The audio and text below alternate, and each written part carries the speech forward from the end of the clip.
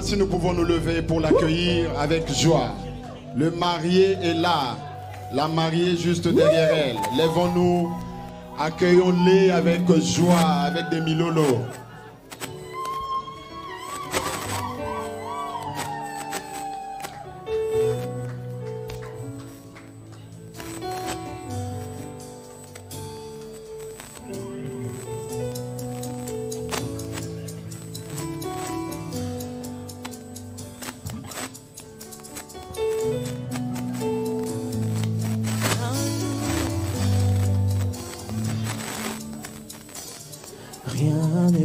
Changer ton amour pour moi, tu m'as toujours aimé, sans relâcher ton amour, n'abandonne pas. Bien que je sois parfait, tu es fier de moi. Rien ne pourra changer ton amour pour moi. Yeah. Aucune tempête ne m'arrêtera. Au milieu des vents, je reconnais le son de ta voix m'appeler à toi. Tu traverserais les mers si je me noyais. De me protéger, j'irai, je n'ai que toi. J'irai, je n'ai que toi. En toutes circonstances, je serai comblé.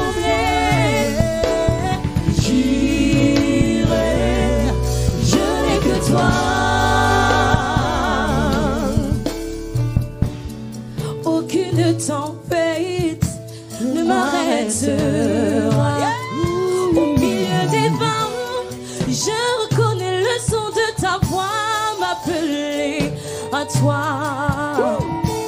Tu traverserais les mers si je me noyais. Rien ne t'empêchera de me protéger.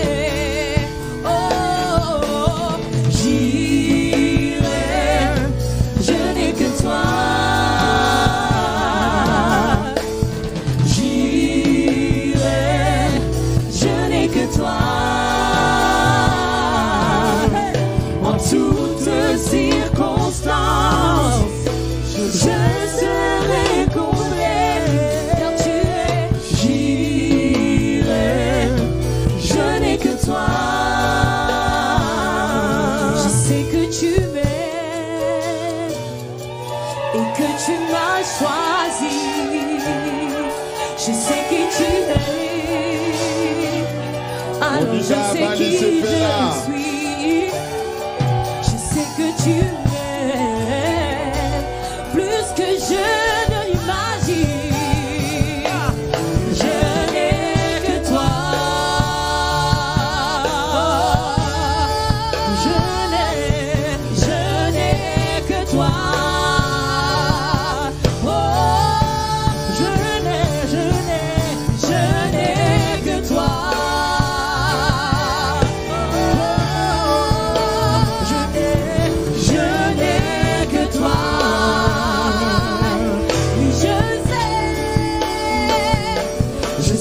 Tu m'aimes et que tu m'as choisi. Je sais qui tu es, alors je sais qui je suis. Je sais que tu m'aimes, je sais que tu m'as choisi. Je n'ai que toi.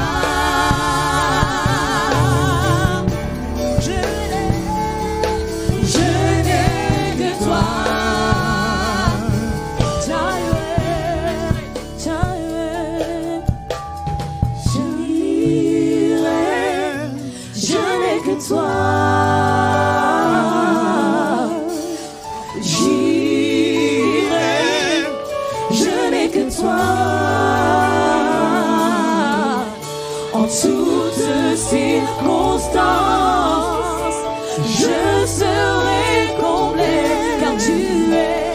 J'irai, je n'ai que toi. Des cris de joie pour le Seigneur.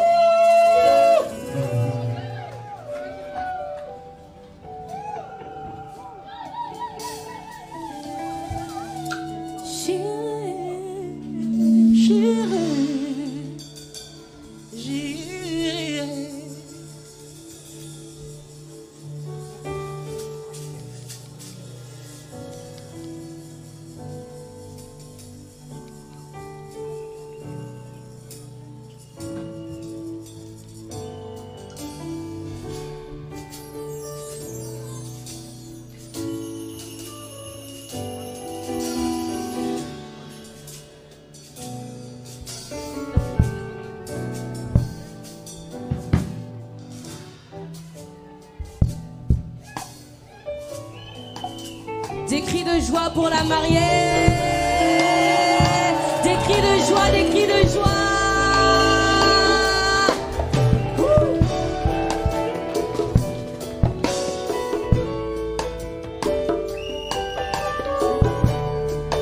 Yes.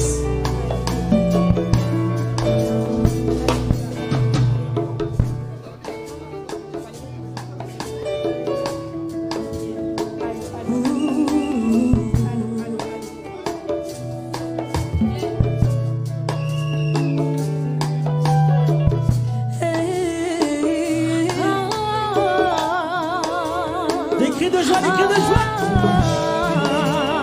On encourage la mariée, Victoire KM.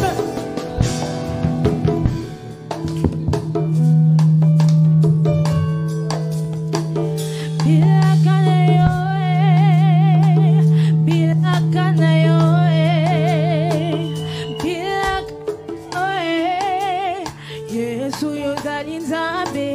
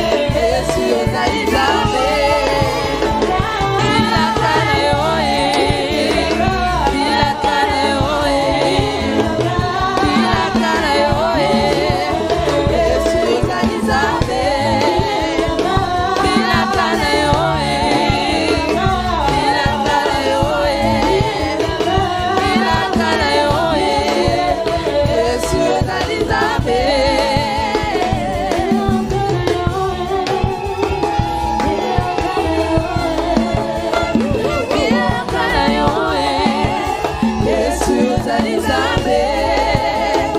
Bilaka na yo bilaka na yo bilaka na yo Yesu ozali Nzambe.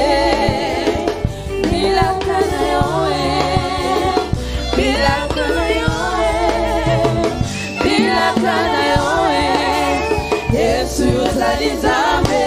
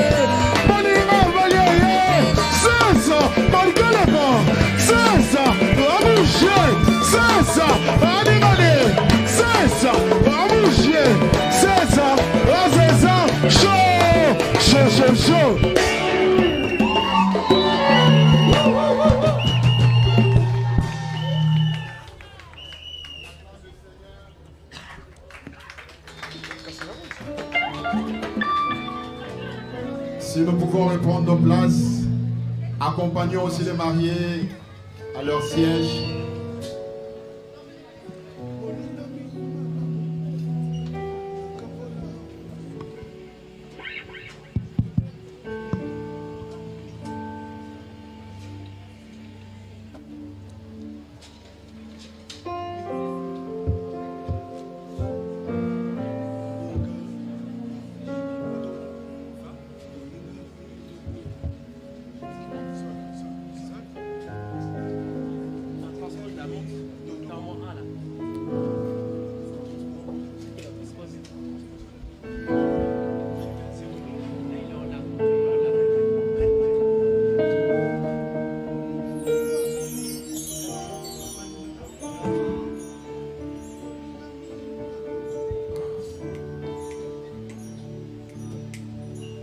Amen. Je vous prie de bien vouloir vous lever. Nous allons remercier le Seigneur pour ce moment précieux. Éternel notre Dieu, merci de nous avoir accordé ce temps. Nous déclarons que tu es Dieu et que nul n'est comparable à toi. En ce jour, nous voulons élever ton Saint-Nom. Et viens nous assister au nom de Jésus-Christ et que toute la gloire te revienne au nom de Jésus-Christ. Amen. Veuillez vous asseoir, que Dieu vous bénisse.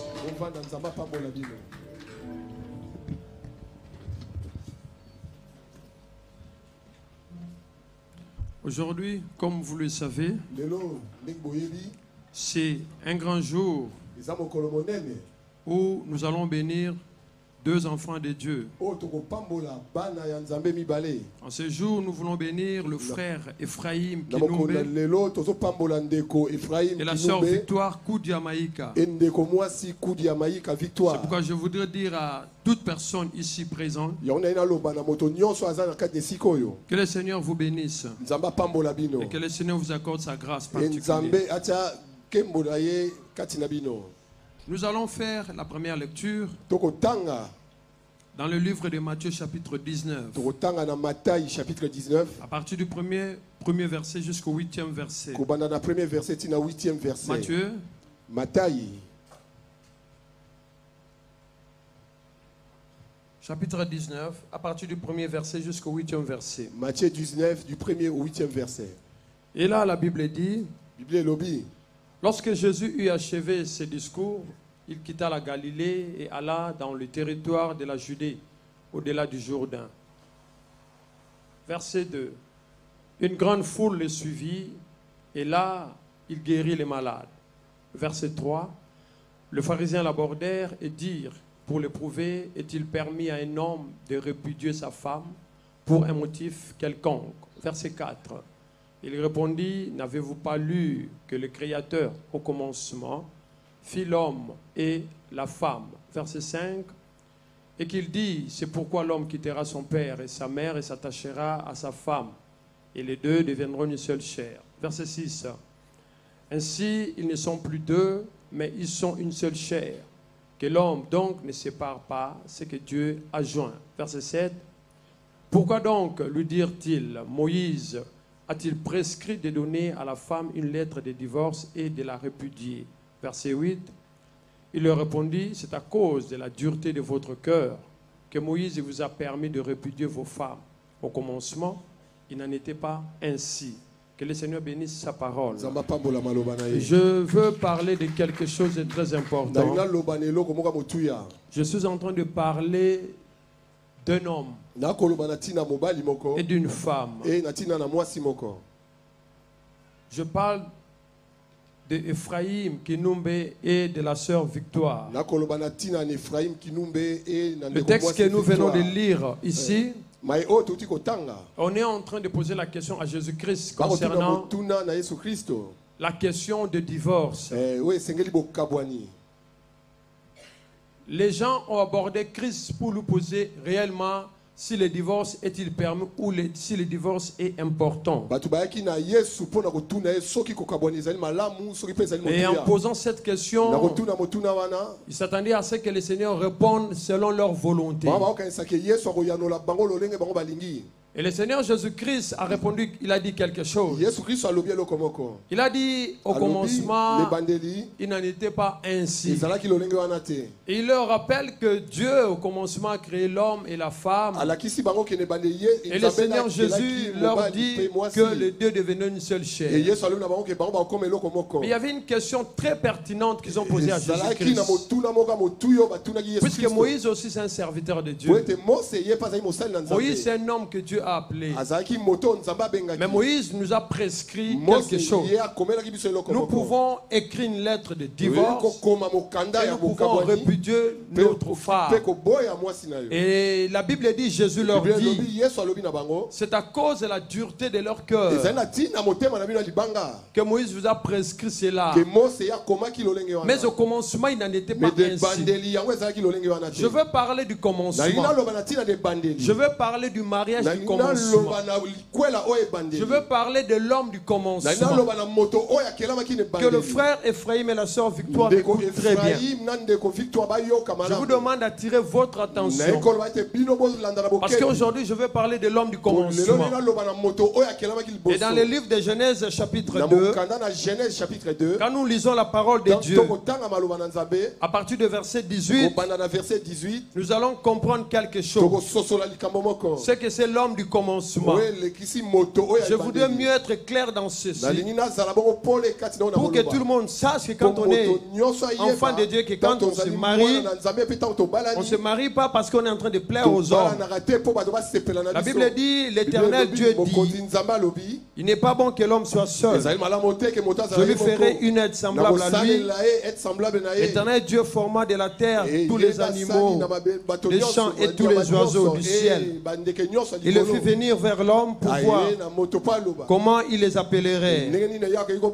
Et afin que tout être vivant porte le nom que lui donnerait l'homme. Et l'homme donna des noms à tout le bétail, aux oiseaux du ciel et à tous les animaux des champs. Mais pour l'homme, il ne trouva point d'aide semblable à lui. Alors l'Éternel Dieu fit tomber un profond sommeil sur l'homme et qu'il s'endormit. Il prit de ses côtes. Il referma la chair à sa place. L'Éternel Dieu forma une femme de la côte qu'il avait prise de l'homme et l'amena vers l'homme. Et l'homme dit, voici cette fois celle qui est os de mes os et chair de ma chair. On l'appellera femme parce qu'elle a été prise de l'homme. C'est pourquoi l'homme quittera son père et sa mère et s'attachera à sa femme et ils deviendront une seule chair. Amen. Amen. Je parle de l'homme du commencement. Le Seigneur est en train d'expliquer aux pharisiens, à tous ceux qui sont venus le voir, à tous ceux qui sont venus poser la question si on peut divorcer. Le Seigneur leur dit qu'au commencement, il n'en était pas ainsi. En fait, le problème de ces gens qui sont venus voir Jésus, ce n'était pas vraiment le problème de divorce. Je voudrais que quelqu'un soit attentif avec moi. Ce n'était pas vraiment le problème de divorce, mais ils avaient un seul problème. C'était le problème de la fondation. C'est la fondation dans le mariage qui est important. La fondation, elle est invisible à l'œil nu. Nous voyons la maison, mais nous ne savons pas ce qui soutient la maison. Et c'est comme ça la Bible dit qu'au commencement, il n'en était pas ainsi. Dieu a premièrement créé l'homme. L'homme a été tiré de la terre, mais la femme n'a pas été tirée de la terre. Je voudrais que vous soyez attentifs. Dieu a créé l'homme et la femme, mais l'homme du commencement c'est l'homme. Le commencement c'est Adam. Le commencement ce n'est pas Ève. Et c'est la source qui est importante. C'est-à-dire que quand l'homme est le commencement, la fondation du mariage c'est l'homme. C'est l'homme qui est la fondation du mariage. Il a été premièrement créé. L'homme parlait avec Dieu avant que Ève n'arrive. Et l'homme connaissait la loi de Dieu. L'homme sait tout ce que Dieu veut qu'il fasse. Et c'est à l'homme d'apprendre à sa femme la parole de Dieu. Vous savez, la femme n'apprend pas à l'homme la parole de Dieu parce qu'elle a été tirée de l'homme. L'homme a parlé avec Dieu avant que la femme ne soit. Et lorsque vous parlez, on parle de mariage. Quand le Seigneur parle du commencement, il veut parler de la fondation. Il y a de telles fondations qui sont remplies de sable. Mais il y a de telles fondations qui sont bâties par un roc. Et pour qu'il n'y ait pas de divorce, pour qu'il n'y ait pas l'esprit de répudier sa femme, Jésus leur dit de retourner au commencement. Et quand la Bible dit Dieu a créé l'homme et la femme, il les a placés dans un lieu sûr. Et le lieu sûr, c'était le jardin d'Éden. C'était un lieu sûr où il y avait la protection. Et quand Dieu dit que l'homme s'attachera à sa femme, c'est important de savoir que c'est l'homme qui est la source du mariage. Les gens pensent que c'est la femme bien aimée. La Bible dit que la femme sage bâtit sa maison. La femme bâtit. Mais la fondation, c'est l'homme. Nous faisons deux choses. C'est lui qui bâtit. Ce n'est pas nécessairement celui qui fait la fondation. Donc la fondation, c'est l'homme. Et la femme vient continuer la suite. Et si la fondation elle est mauvaise, et bien aimé, la maison ne peut pas tenir. Et quand nous disons que le mariage, on parle du mariage quand on parle de l'homme et de la femme. On ne parle pas du mariage quand on parle de deux hommes qui se marient. Ça c'est le monde des ténèbres. Où on ne parle pas du mariage quand c'est deux femmes qui se marient. C'est une abomination. Mais on parle du mariage parce qu'il y a un homme qui doit être avec une femme. Et les deux doivent vivre ensemble dans un lieu sûr où il y a la sécurité. Je voudrais dire aux frères Ephraïm que l'engagement que tu es en train de prendre aujourd'hui, il est plus important que tout. Et on se marie une seule fois dans la vie. Là nous sommes en train de bénir les enfants de Dieu selon la recommandation de la parole de l'Éternel, que le mariage soit dans le Seigneur. Donc ce qui est écrit ici, ce sont des gens qui ne craignent pas Dieu, qui posent la question de chercher des moyens comment divorcer. La Bible dit ne vous conformez pas selon le train de ce monde. Si ça marche, ça marche. Si ça ne marche pas, on peut casser. Donc selon Dieu, cela n'existe pas. Si quelque chose arrivait, tout ne sera pas rose dans le mariage. Il y aura le vent qui arrivera. Il y aura la tempête qui arrivera. Mais c'est vous qui êtes l'homme. C'est vous qui êtes la fondation du mariage. Vous êtes bâtis sur le vent. Quand le vent vient, vous ne serez pas terrassé.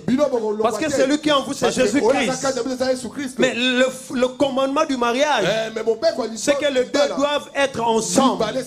Je voudrais dire à l'Assemblée de Dieu ici, il y a des pasteurs qui se marient. Il y a tout homme de Dieu qui peut se marier. Mais des fois, nous oublions qui est la source du mariage. C'est l'homme qui est le fondement du mariage. C'est lui qui a été créé premièrement. C'est à l'homme d'enseigner à sa femme que c'est la parole de Dieu. Je m'étonne deux fois, je vois. Il y a des femmes qui tirent leur mari. Venez, on va aller prier. Ça, c'est un type de mariage avec des soucis. Le vrai mariage, bien aimé, on ne peut pas dire à son mari, viens prier. On n'apprend pas à son mari de prier. L'homme a déjà parlé avec Dieu. C'est à l'homme d'apprendre à sa femme comment il faut prier, adorer Dieu. Comment il faut vivre selon la parole. Et si le foyer dans une maison, c'est la femme qui se met à peine de prier, et que l'homme ne se soucie de rien, c'est ce qu'on appelle l'irresponsabilité. Dans ce mariage, c'est un mariage qui est bâti sur le sable. Et maintenant quand on dit la femme, la Bible dit qu'elle a été créée pas pour être l'égale de l'homme, pas pour égaliser l'homme ou pour être l'adversaire de l'homme. La Bible dit que la femme a été créée dans un seul objectif, d'être l'aide de l'homme. C'est-à-dire là où l'homme ne peut rien faire, il pose la question à sa femme, ma femme, là j'ai un problème, j'ai un souci, j'ai envie d'agir de cette manière, mais je n'arrive pas à bien comprendre. Est-ce que tu aurais une idée à me donner? C'est ça la bonne femme. C'est ça bâtir la maison. C'est ça bâtir la maison. Oh, mais bien aimé dans le Seigneur, le livre des psaumes dit ceci: heureux l'homme qui ne marche pas selon les conseils des méchants, qui ne s'assied pas sur la compagnie de mon cœur, ou qui ne s'arrête pas sur la voie de pécheurs. Quand le mariage est fondé sur le sable, il y a plusieurs conseillers qui apparaissent. Or, le vrai conseiller, le mariage c'est trois personnes. Si ainsi je peux personnifier Dieu, je peux dire que la première personne c'est Dieu, et la deuxième personne c'est l'homme, et la troisième personne c'est la femme. Le trois forment le mariage. Le mariage est créé par trois personnes: Dieu, l'homme et la femme. C'est ça le mariage. Et ce mariage si bien aimé, c'est un mariage fort, c'est un mariage solide, c'est un mariage que l'ennemi ne peut pas terrasser, parce que l'homme connaît son identité. L'homme connaît ce qu'il est et la femme aussi sait ce qu'elle est. Et bien aimé, personne ne fait la part de l'autre. Ephraim, tu ne feras pas ce que ta femme doit faire. Et Victoire, tu ne feras pas ce que ta femme doit faire. Tu ne prendras en aucun cas dans le mariage la place d'Ephraim. Ephraim a sa place dans le mariage et Victoire a sa place dans le mariage. Chacun a sa part, mais ses parts soient coordonnées. Lorsque les deux sont coordonnés, c'est alors qu'on parle du mariage. C'est ainsi que Dieu donne une loi. Marie, aimez vos femmes. Femmes, soyez soumises. Pourquoi? Pour que la fondation soit solide, il faut qu'il y ait entente. Il faut qu'il y ait accord dans toutes choses. C'est alors quand vous allez à la mairie, on demande l'option du mariage. Premièrement, nous c'est la monogamie. Deuxièmement, bien aimé dans le Seigneur, nous sommes dans le bien commun. Ce n'est pas seulement le bien de l'homme, c'est aussi le bien de la femme. Le bien de l'homme appartient à la femme. Le bien de la femme appartient à l'homme. Et bien aimé, ensuite, vos enfants vont hériter. Alors, si vous voulez avancer dans le mariage, évitez de chercher le sable. Vous n'avez pas besoin d'écouter des conseils des insensés. On n'écoute pas les conseils des insensés parce que les insensés nous perdent la voie. La première des choses qu'il faut faire, lorsque tout ne semble pas marcher, vous avez avec vous la parole de Dieu. Et la Bible dit que cette parole demeure dans le fond de votre cœur. Et Ephraim, tu feras asseoir ta femme. Tu lui dis non, c'est un vent qui est en train de traverser notre maison. Mais moi je te dis que le Dieu qui nous a appelés dans le mariage, c'est Dieu là pourvoira tous nos besoins. C'est ça le vrai mariage. En aucun jour que ta femme te force à prier. Tu ne seras pas un homme selon le modèle du commencement. L'homme du commencement, c'est celui-là qui prend sa femme, qui lui dit assieds-toi. Je vais te prêcher la parole. Je vais te montrer la